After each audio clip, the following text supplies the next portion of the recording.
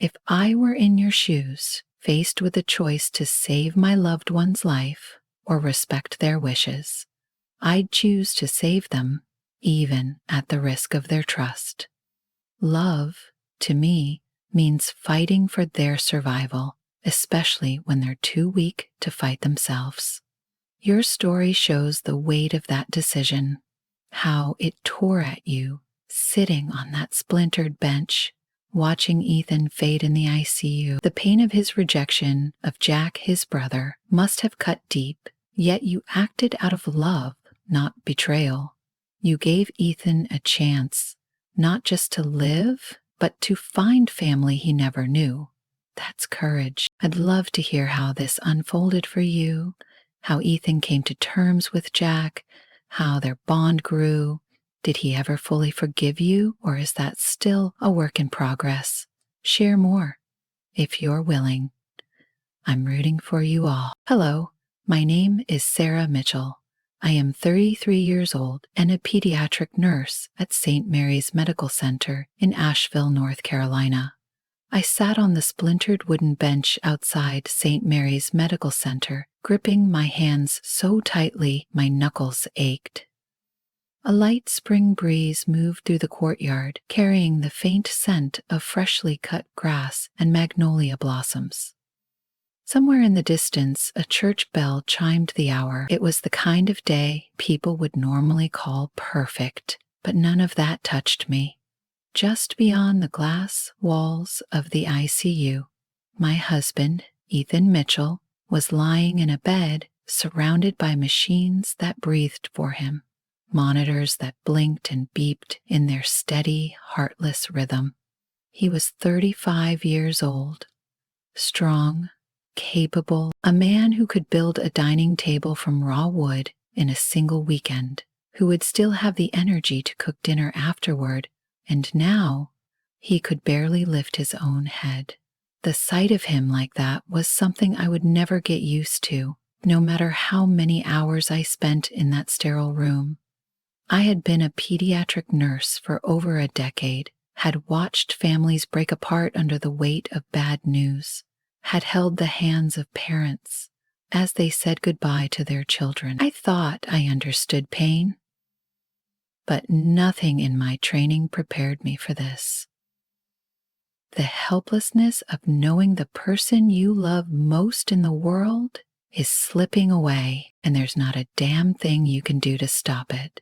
People walked past me in twos and threes, chatting about weekend plans, about birthday dinners and baseball games, about planting tomatoes in their gardens. I used to be one of those women, waving my hands while telling a story, laughing about some silly thing Ethan had done. But now my world had shrunk down to a hospital room and the fragile rise and fall of his chest. I closed my eyes and pictured him as he was 6 months ago, before everything went to hell. We thought we had time back then. Time for vacations we couldn't afford yet, for the bigger house we kept dreaming about, for the dog we swore we'd adopt one day. That day never came. Ethan came home one evening, looking pale, brushing it off as a long day in the workshop, but the exhaustion didn't leave. It settled into his bones, made his steps slower, his shoulders heavier. Then came the bruises, odd purple blotches blooming on his arms and ribs without reason. I remember touching one and feeling him flinch, though he tried to laugh it off. The tests led us here, to a name I had to repeat in my head 3 times just to pronounce it. Severe aplastic anemia. His bone marrow was failing, shutting down the very factory that made his blood. Without a bone marrow transplant, the doctors said, there was little chance of survival, and without family to test for a match, that transplant was like a winning lottery ticket in a storm drain. Technically possible, but damn near impossible to get. Ethan had grown up in foster care. No parents, no siblings, no history except what he pieced together from half-remembered stories and his own imagination. He signed up for the National Donor Registry anyway. knowing the odds were against us. The doctors didn't sugarcoat it. It could take months, maybe longer. He doesn't have that kind of time, so I did what I always do. I smiled for him. I held his hand in the hospital bed and told him we'd get through this, the same way we'd gotten through everything else. But when I was alone, like now, I felt the truth pressing down on me so hard I could barely breathe. I stared at the double doors leading into the ICU, the ones I'd been walking through twice a day for weeks. Behind them, Ethan lay still, a tangle of IV lines and pale skin. I thought about the first time we met, about how his smile had this quiet confidence, the kind that made you feel like you were safe, even if the whole world was on fire.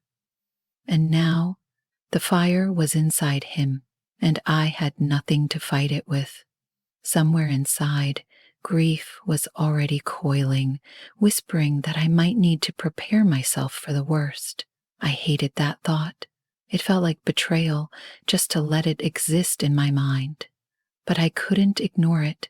Every hour that passed without a donor match was another hour stolen from us. I didn't know then that in less than 24 hours, a conversation I wasn't even supposed to hear would change everything.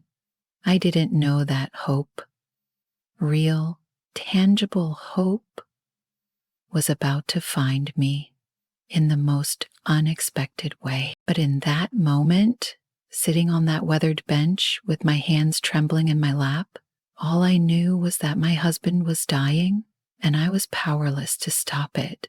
And that kind of knowledge, it cuts deeper than any scalpel. Before the machines, before the tubes and transfusions, before I learned to measure my life in lab results and oxygen levels, there was us. I first saw Ethan Mitchell on a rainy Thursday afternoon in downtown Asheville. I had just finished my final nursing school exam and felt like my brain had been wrung out like an old dishcloth. My friends dragged me to this little cafe on a side street. Nothing fancy, just warm brick walls, scratched wooden floors, and the smell of roasted coffee that wrapped around you like a blanket. I was halfway through a lukewarm latte when the door opened, and a man stepped in with a paper bag from the hardware store tucked under his arm. His jeans were dusted with sawdust, his shirt sleeves pushed up to reveal strong forearms, and there was this unhurried way he moved, like the world wasn't in a rush to pull him apart. When he caught me looking, he gave me a smile, small, a little shy, and asked if the seat across from me was taken. 2 hours later, my coffee was cold. My friends had left, and Ethan was telling me about the cedar table he was building for a client. I told him I wanted to work in pediatrics. We both confessed we hated olives, but would sell our souls for good peach cobbler. He laughed in a way that crinkled the corners of his blue eyes, and I remember thinking, I don't know what this is yet, but I want it. We were inseparable after that. Ethan was a man who didn't just show up, he showed up with intent. A jar of honey from a roadside market because I'd mentioned my grandmother used to stir it into tea. A book I'd once said I wanted to read, wrapped in butcher paper with a wildflower tucked under the twine. He made the ordinary feel extraordinary. 2 years later, we stood under a sprawling oak tree in my parents' backyard, saying our vows in front of everyone who mattered. My dress was simple. My mother's pearl earrings were my something borrowed. Ethan cried openly when he saw me, and I knew right then that he was the kind of man who would never hide love, no matter who was watching. We bought a small fixer-upper house on the edge of town. A leaning porch, peeling paint, floors that creaked in protest with every step. Ethan insisted he could fix it all himself, and he did. Weekends were spent sanding floors, building shelves, and turning our front porch into a place where we could rock in the evenings and watch the fireflies light up the Carolina sky. He built me a rocking chair for our first anniversary, oak, sturdy, smooth to the touch. I used to sit in it, sipping coffee while he worked in the yard, feeling like we had all the time in the world. But the one thing missing was children. We started trying right after the wedding, assuming, naively, that it would happen easily. But months turned into years. Doctors said my body wasn't cooperating. We tried medications, hormone shots, scheduled intimacy that drained the romance from the room. Then came IEF, once, twice, and then not again. Each failure hollowed me out a little more, like someone was carving hope out of me with a dull blade. One night, after another negative test, I broke down completely. I told Ethan he deserved a wife who could give him a family, that I couldn't keep watching him pretend it didn't matter. He tilted my chin until I met his eyes, and in that quiet, steady voice I loved, he said, "Sarah, I didn't marry you for children. I married you for you. You are my family." That was Ethan, unshakable, patient. He never once made me feel like I was less. Looking back now, I think those years of disappointment forged something between us, something solid, like tempered steel. We learned how to hold each other up when our dreams cracked. We learned that family could be built in more ways than one. And then came the night that would test all of that. It was late autumn, a chill in the air that made the porch boards creak underfoot. Ethan came home earlier than usual, his face pale under the porch light. He said he was just tired, but there was something off. Something in the way his shoulders slumped, the way his smile didn't quite reach his eyes. The tiredness didn't leave. It deepened. Then came the bruises, dark smudges on his arms and ribs that he couldn't explain. I'm a nurse. I've seen the patterns before. The part of me that knows too much started whispering warnings I didn't want to hear. I begged him to see a doctor. He resisted, saying it was nothing, just overwork. But the night I woke to the sound of him gasping for breath, sitting on the edge of the bed, clutching his chest, I knew it wasn't nothing. The tests were endless. Blood work, scans, a bone marrow biopsy that left him pale and sweating, and then the results came. Severe aplastic anemia. His bone marrow was shutting down completely. Without a transplant, he wouldn't make it. The doctor asked about family, siblings, anyone who might be a match. Ethan shook his head. He had no one. We signed up for the donor registry, but the odds were cruel. The waiting list stretched into months we didn't have. From there, life narrowed to transfusions, hospital visits, and long nights staring at the ceiling, wondering how much more time we had. Ethan stayed strong for me, cracking jokes about hospital food and teasing me about worrying too much, but I could see the fear in his eyes when he thought I wasn't looking. I'd seen other families face this cliff. I'd stood beside them as they fell. Now it was our turn, and I didn't know if I could survive the drop. I thought I understood the word desperate, but I didn't. Not until the day I stepped outside for air and overheard a conversation that would shatter the limits of what I thought was possible. The dirt road to County Road 6 was barely wide enough for 2 cars, with deep grooves carved into the mud from years of rain and farm trucks. Pine trees crowded in close, their tops bending in the drizzle. My wipers kept time with my heartbeat. fast, steady, relentless.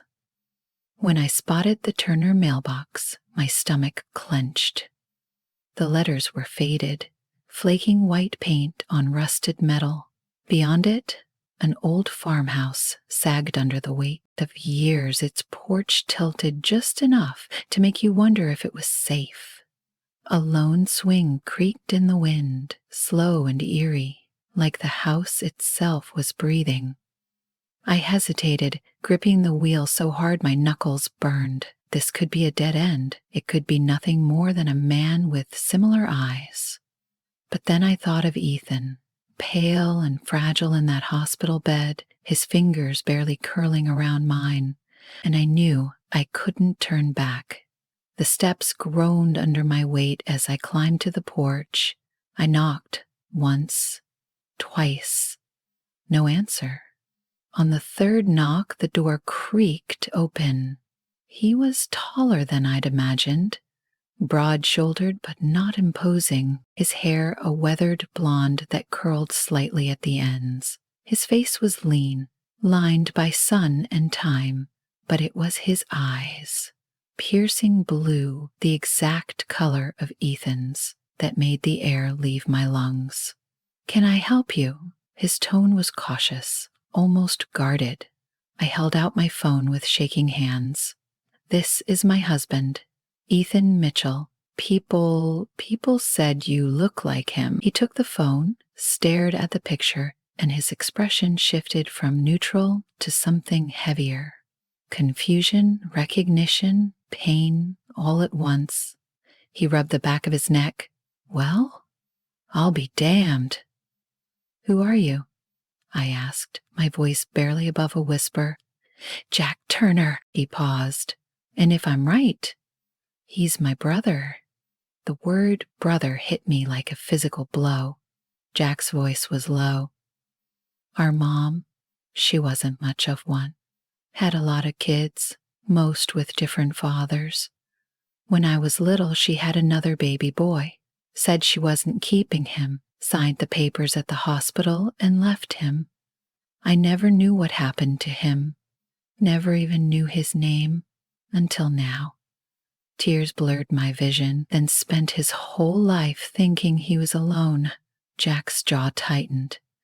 "If there's a chance I can help him live, I'll do it. The transplant. No hesitation." I'd brace myself to beg, but he didn't need convincing. Within minutes, he'd grabbed his jacket and keys, locking the door behind him. We drove back through the rain, Jack's pickup following close behind me. My chest felt lighter than it had in months, until we walked into Ethan's hospital room. He was awake, sitting upright with the help of pillows. When his gaze landed on Jack, confusion crossed his face, then a flicker of shock. Jack spoke first. "I think I'm your brother." Silence filled the room like water flooding in. Ethan's jaw tightened. His voice, when it came, was flat. "No. My family made their choice a long time ago. If you're here to make peace, you're too late." "It's not like that," Jack said quickly. "I didn't know." "I don't care." Ethan's voice cracked, but his eyes were cold. "I've lived my whole life without you. I can die that way too." The words sliced through the room. My stomach twisted. I stepped forward. "Ethan, he's a match. This could save your life." "I'd rather take my chances than take his bone marrow," he snapped, turning his face toward the wall. "You don't understand what it's like to be left before you can even speak. I'm not taking anything from him." Jack looked at me, silent but steady, as if waiting for me to decide. And in that moment, I knew. That night, when Ethan was asleep, I met Jack in the hallway outside the ICU. My hands were ice cold, my voice trembling. "We're doing it. He doesn't have to know until it's over." Jack searched my face. "Are you sure?" "No," I admitted, "but I'm sure I can't watch him die knowing we could have stopped it." The consent forms had my name on them by morning. The doctors bound by urgency and medical ethics didn't argue. Ethan was too weak to fight when they prepped him, half conscious from medication. I sat in the waiting room, my knees bouncing, my palms slick. Jack was in the donor unit down the hall, calm in a way I couldn't comprehend. Hours dragged. Every time a nurse walked past, my heart jumped into my throat. When it was over, Ethan was wheeled into recovery. His skin was still pale, but his chest rose and fell with more ease. The doctor said the transplant had gone smoothly, that the cells were already working their way into his marrow. I stood by his bed, brushing damp hair from his forehead, my heart splitting in two, half relief, half guilt. What if he wakes up and sees it as betrayal? What if the man I just fought to save never forgives me? But then I thought of the alternative, the quiet flatline of a monitor, the sterile emptiness of a room after the body is gone. I don't know which wound would cut deeper, and so I'm left with the question I can't shake. Did I save my husband, or did I betray him? The hours after the transplant were the longest of my life. I sat beside Ethan's bed in the dim recovery room, the steady beep of the heart monitor, the only thing keeping me grounded. His skin was pale, but no longer the chalky gray I'd grown used to. A thin line of color touched his cheeks, almost too faint to notice. But I noticed, and Jack came in quietly from the donor ward, his walk slow, his shoulders heavy with exhaustion. There was a faint pallor to his skin and a bandage where they'd drawn the marrow, but his eyes were clear. He glanced at Ethan, then at me. "It's done," he murmured. "Thank you," I whispered, my throat tight. Jack just nodded and sank into the chair across from me. He didn't need thanks. The look in his eyes said it all. This was something he had to do, whether Ethan forgave him or not. The first night was touch and go. Ethan drifted in and out of a medicated haze, sometimes mumbling, sometimes wincing from the ache in his bones. I sat through it all, holding his hand, praying in silent loops. I'd chosen for him. I had no idea how he'd take it when he realized what we'd done. By the second day, the doctors were cautiously optimistic. The transplant had taken. His vitals were steady. His body was responding faster than expected. They smiled when they said it, but I could see the weight of caution in their eyes. We weren't out of the woods. On the third morning, Ethan's eyes opened fully. For the first time in weeks, he looked at me without the fog of painkillers clouding his gaze. "Hey," I said softly, brushing my thumb over his knuckles. "Hey," he whispered, his voice rough. His eyes darted around the room. The surgery? My breath caught. This was it? The moment I'd been dreading. "Yes," I said carefully. "It went well. The doctors think—" "Who's Meryl?" His voice was sharp now, though still weak. "Tell me it wasn't." I swallowed hard. It was Jack. The silence between us was a living thing. His jaw clenched, his eyes shut tight, and for a moment I thought I'd lost him, not physically, but in some deeper, irreparable way. "I told you I didn't want—" His voice cracked, and he turned his face toward the wall. "I know," I said, my own voice breaking.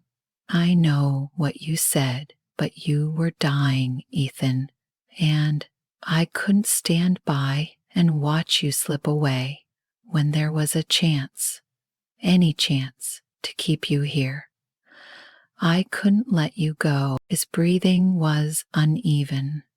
I could see the fight in him, not with me, but with himself. The part of him that clung to pride and the old wounds of abandonment, and the part that wanted to live, to stay in this world with me. Jack stepped forward, his voice steady, but quiet either. I didn't know. I swear to you, I didn't know about you until Sarah showed up at my door.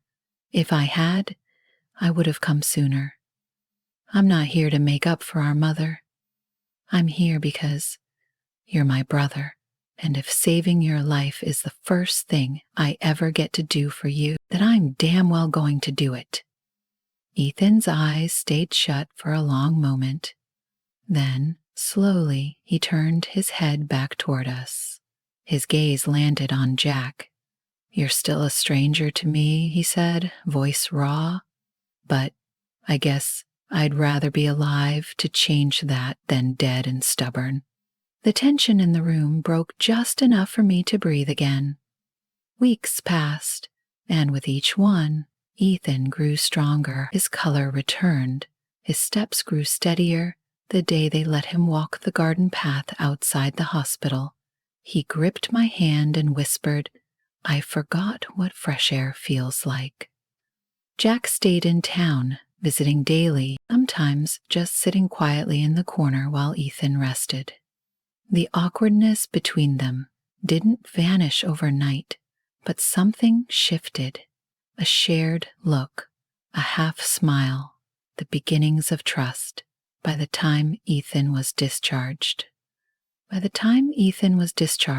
Jack had become a fixture in our lives. He helped me get Ethan settled at home, carried in groceries, even fixed the squeaky back door that had been driving me crazy for months. One evening, I found them on the porch, Ethan in the rocking chair he'd built me years ago, Jack in the other chair beside him. They weren't talking, just watching the fireflies spark against the darkening yard. And in that silence, I saw something I never thought I'd see. Peace. Months later, Ethan was back in the workshop, slower but determined. He built a third rocking chair, this one for Jack. The first time I saw them sitting in those chairs, side by side, I thought about the night I'd signed those consent forms, my hands shaking, my mind screaming with doubt. Was it the right thing to do? I still don't know if I had the right to choose for him, but as I watched them that evening, brothers by blood and now by choice, the air between them easy for the first time, I let myself believe, just for that moment, that maybe, just maybe, I had saved more than Ethan's life. Looking back now, the entire ordeal feels like a storm we somehow managed to survive. Bruised, shaken, but still standing. Ethan is alive. His color has returned. His laugh comes easier, and there are days when the shadow of that hospital room feels like a distant nightmare. Jack is no longer just a stranger who happened to share his blood. He's become a steady presence, someone who stops by with fresh coffee in the morning or sits quietly with Ethan on the porch at dusk. It wasn't an easy road. There were moments when Ethan's eyes held questions he didn't ask, when I wondered if he was still angry about the choice I made without him. But slowly, something shifted. He started talking to Jack, asking about their childhoods, about the pieces of his past he never knew. The bitterness gave way to curiosity, and curiosity softened into something like brotherhood. I still think about that moment in the hospital when I signed the consent forms, my hand trembling. I didn't know if it was the right thing then, and I can't say with certainty even now, but I do know this. Sometimes love means making the impossible choice, even if you bear the weight of it alone. This experience taught me that family can be found, rebuilt, and even redeemed, and that in the messy, complicated space between life and death, hope can take root in the most unlikely soil, growing into something strong enough to hold all of us together.